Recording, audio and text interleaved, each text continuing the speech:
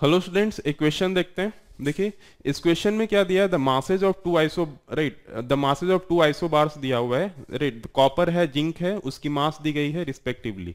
उसके बाद चार ऑप्शंस दिए गए हैं, तो इस डाटा के बाद बताना है। तो both the isobars are stable, so let us see. देखिए इसमें दोनों जो कॉपर एंड जो जिंक है, दोनों का मास नंबर सेम है, 64 एंड 64। बट इसमें से मास किसका ज्यादा है? मास नंबर दोनों का सेम है, बट कॉपर की मास जो है ज्यादा है और जिंक का मास कम है। देखिए राइट, सो फ्रॉम हियर यहां से मैं ये बोल सकता हूं क्योंकि जिंक का मास कम है, तो इसका मतलब मास डिफेक्ट जो है जिंक का सबसे ज्यादा होगा। तो यू कैन इजिली से from here the mass defect of zinc four will be greater. अब मास डिफेक्ट अगर मास डिफेक्ट ज्यादा है तो इसका मतलब ये ज्यादा स्टेबल होगा। So from here I can say zinc will be more stable,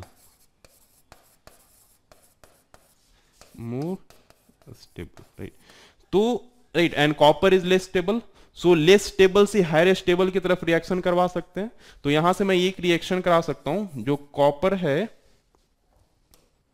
right, चूंकि कॉपर लेस स्टेबल है और जिंक ज्यादा स्टेबल है, तो कॉपर जो है जिंक में कन्वर्ट हो सकता है, that is more stable right element.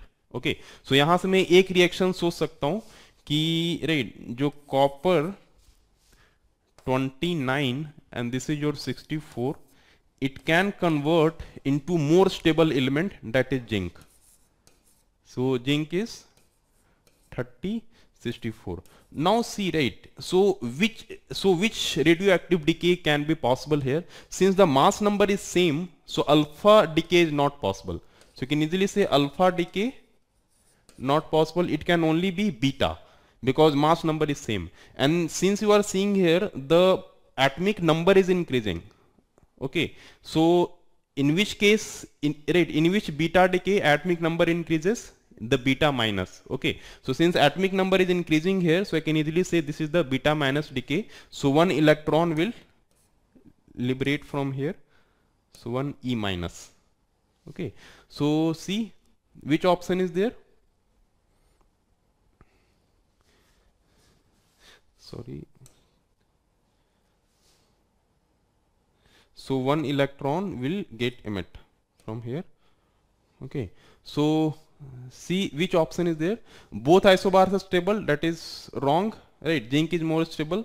Zinc is radioactive, decaying to copper through beta decay. Okay, so no, right, option D is there, right? Copper is radioactive, decaying to zinc through beta decay.